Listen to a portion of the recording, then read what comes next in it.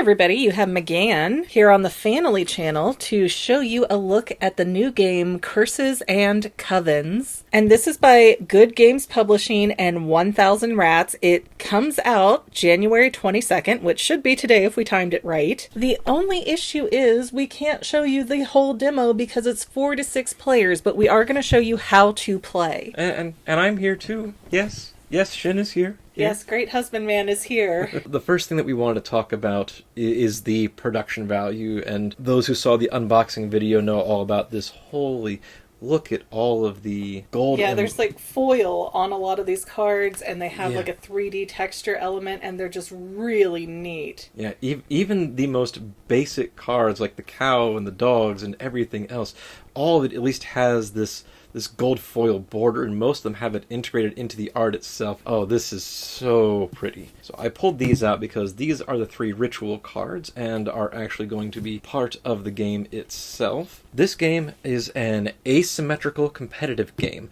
So you've got one person who's going to be your witch hunter, and everyone else is going to be part of the town. And in a strict antithetical to the trope, the townspeople are actually trying to protect the witches. Oh. So isn't that a fun change of pace? We'll have this cute little adorable, is that felt? It's a little witch hat. Yeah, it's like a felt. Yes. And that's going to signify which player on the... Which witch? But you're also townspeople, so yes. Which townsfolk player is going to be going first. We also have 3 spells that the townspeople will have potential access to, and of course our deck of cards, our rule book, and our box. Alright, so how do we set up for a game with, let's say, 4 players? Okay, so if there are 4 players, the Witch Hunter gets their own little order of operations, and each town's player will also get their little order of operations.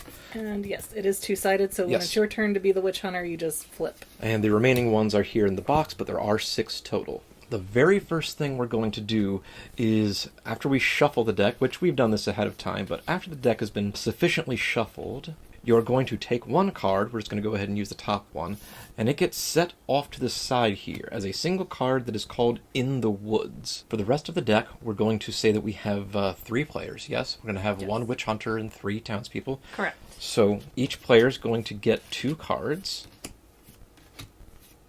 Okay, so we're really quick going to talk about victory conditions. During the first phase, called the census, there is a check for victory condition where all townspeople will show all of their cards. There will be a time to exchange cards later, but the first victory condition that you're going to check for is whether or not the townspeople in one person's hand have a coven of 3 witches of the same type. There are 3 types of witches: love, nature, and crystal, as well as a wild witch, who will of course be a wild card in this. If you have all 3 in one player's hand, they form a coven and can drive out the witch hunter. The other way to win is if you manage to get 2 ritual cards in front of the witch hunter. The witch hunter wins if they manage to successfully snag 5 witches and keep all 5 in front of them. Okay, so let's do a little demo. I know we can't do the full thing, but let's do a demo of how this works. Thankfully, all you really gotta do is follow what's on here. So, phase 1 in the census, if you are a townsperson and you have no cards, you draw 1. Everyone then reveals their hands, and you check for the victory condition. If one player has 2 witches of separate factions, so again,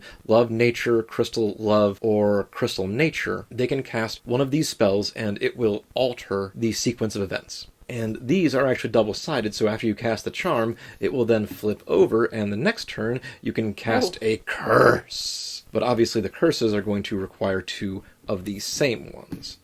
And you can see... Curse of Doom, Despair, and Darkness. Wow.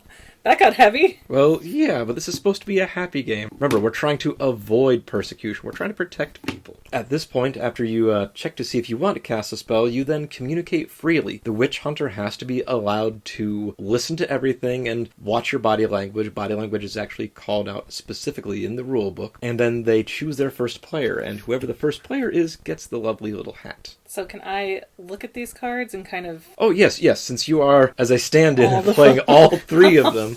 I mean, Okay. technically, yeah, we should go ahead and put them Yeah, face up. this is, you on the other side as the witch hunter would not be seeing these, but... Oh, no, we would, because again, the first phase is to put all of these face down. So you've got the wild witch, the fake witch. Okay. Lots of townspeople. Yes, lots of townspeople. The fake witch is very useful later on, because if you get the witch hunter to select the fake witch, they keep the fake witch and it counts as a witch, but any witch that they've already captured then goes back to the deck. So basically now you're going to strategize. Hey, there's a good witch right here. During the arrival, everyone's going to receive a new card, so that could throw things off a little bit. We've chosen the first player. Everyone receives a new card, but these are going to be face down. So what happens now is the witch hunter is watching who's going into which towns. So the witch hunter will look at this. We happen to have a love witch here, but the other two townspeople won't know that, and this goes to the first player. But the witch hunter now knows that there's a witch in this player's hand. Another townsfolk here, so probably going to generally ignore this person. And, ooh, a ritual here. I want to try to avoid picking that off of a townsperson. Now, if there was already a ritual in front of me at the start of the turn, then I would take all three and basically distribute them as I see fit. These are passed out in order. So, as the witch hunter, that is now basically everything that I have to do for a moment. So now it comes down to the townsfolk, and everything that you've discussed up to this point is what's going to come into play. You guys have decided as to how you're going to try to bamboozle the witch hunter and lead them off in the wrong direction. Now, they're going to know this, but... In the actual game, though, the witch hunter will not be freely seeing these cards, correct? At this point, now that we've gone through the, everything's face up, this was kind of for the sake of the audience, let's now go ahead and put these back as our separate hands. Now, the witch hunter, if he's paying attention, will still know what cards are in whose hands. So now is when you guys start trading amongst yourselves. So you must do one of the following actions. You can either give a card face down, you can ask for a card face down, or you can swap cards with the Hidden in the Woods card. Now, nobody knows what this is, but again, it's a really good way to pass cards between people. Okay, so I would like to trade with this fella over here. Okay, and you're the one that went first, so... Yes, so we'll do that. Oh, no. You don't swap. You just give? Okay. Well, we'll do that anyways then. So what you can do is, to help protect a witch, you could throw all your witches into one person's hand, hoping that if they've got 6 cards in their hand, there's low odds that they're going to get the witch. Okay, let me do what I'm going to do, and you tell me. So it goes to so the person who goes first, time out. Okay. The person who goes first decided the action I'm going to take is to give one to the middle player. Yes. Now, the middle player gets to go, and they either can give one away, they can ask for one from one of the other two, or they can swap one of their cards with the card in the woods. So I am just going to do... And am I allowed to look at it after I swap it? Yes, because it's in your hand. Okay. Your hand. Okay. So then it goes to the third player. So this should have been here, and now we'll put it over here. And third player would like to give a card like that, and now I think it's nice and confusing. Completely. Okay, so I know the wild witch was over here. I know the fake witch was here. I know that one went from here to here, one went from here to here, one went from here to here, but this one didn't have anything interesting. Now we are at the witch hunter phase, and I'm going to pick 2 cards from the townsfolk. There was a ritual over here. I'm going to guess that this person gave away the wild witch. So I will pick 1 card from the middle player, and I assume they would shuffle their hand. I will pick this one. I got townsfolk. I have accused townsfolk of witchcraft, and I'm a bad witch hunter because of that. You got Geraldine. She was just trying to get to church. You see the cane, it's hard for her. Oh, it looked like a broomstick. Okay, so now that I have selected the townsfolk, I will give this to a different player. If it was a witch, it would go down in front of me. If it was a ritual, it would go down in front of me. You know what? I'm still under the assumption that the wild witch is here. Maybe I'm wrong. But we'll try again for the middle player. And yes, you do have to do these one at a time. I could have just like spread those for you if you wanted. Thank you. Oh!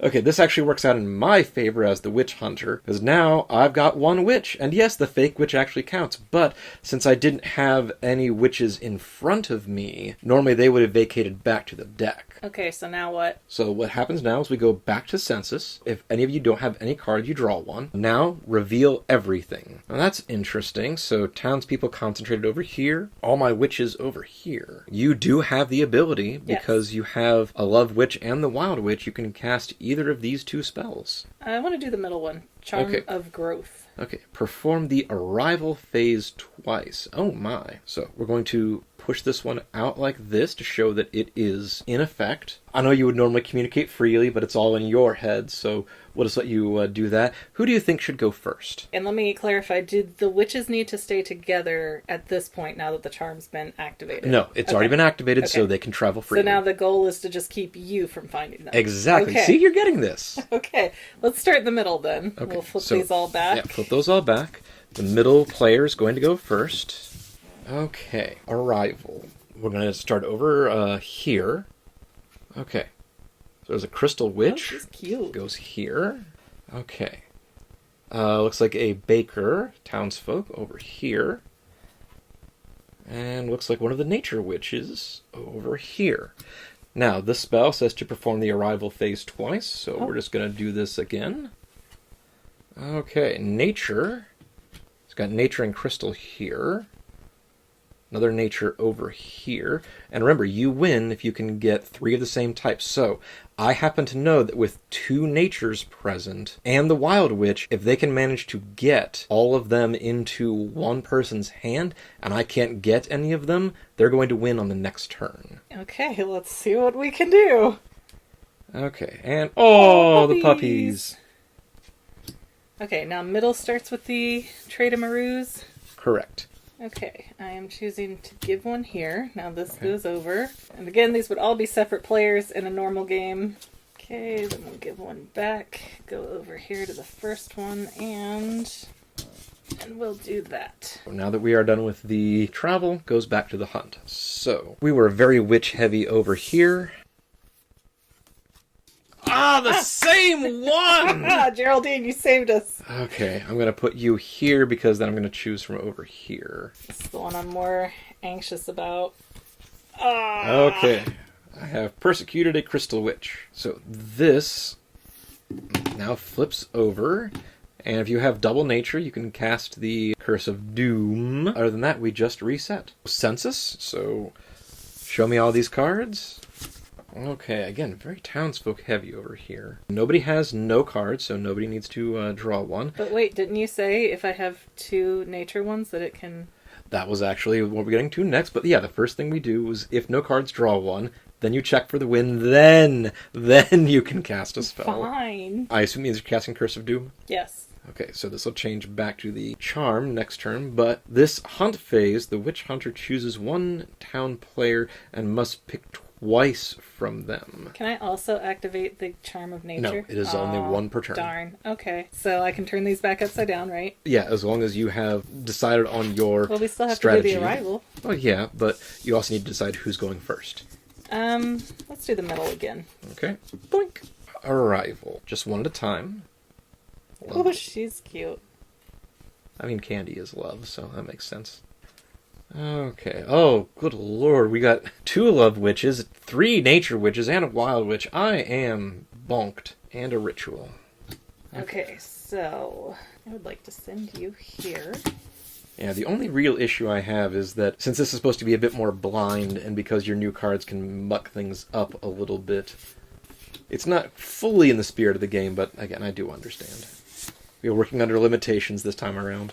And I'm going to give a card here. Okay. Well, I didn't switch the hat around like I should have, but yeah, it went around. Because of Curse of Doom, the witch hunter chooses 1 town player and must pick twice from them. So, again, we were very heavy over here, so I think we're going to select How many twice witches do you need to win? 5. Okay. But I already have the fake witch, so you're not going to vacate my board at any point. Okay, so keep those out. We will start with this one. I got the wild witch, and Ritual. Okay, that was this hunt phase. I am 2 witches away from winning. Now remember, if you can get a second ritual into my hand, then you guys win automatically. It still starts as normal. We do the census, so if anybody has no cards, they draw one. Now reveal everyone's hands. Can anyone form a coven? Yes. You have formed a coven. You guys win.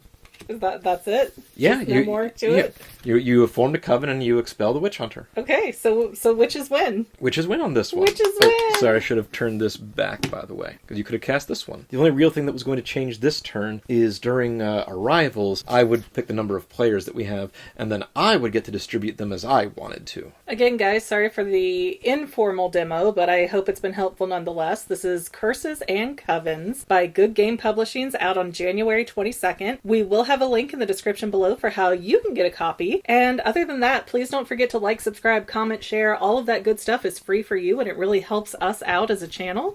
And it comes with a little witch hat! And it does come with a little witch hat. And remember, everybody, the family that plays together stays together. Thanks, everyone! Bye.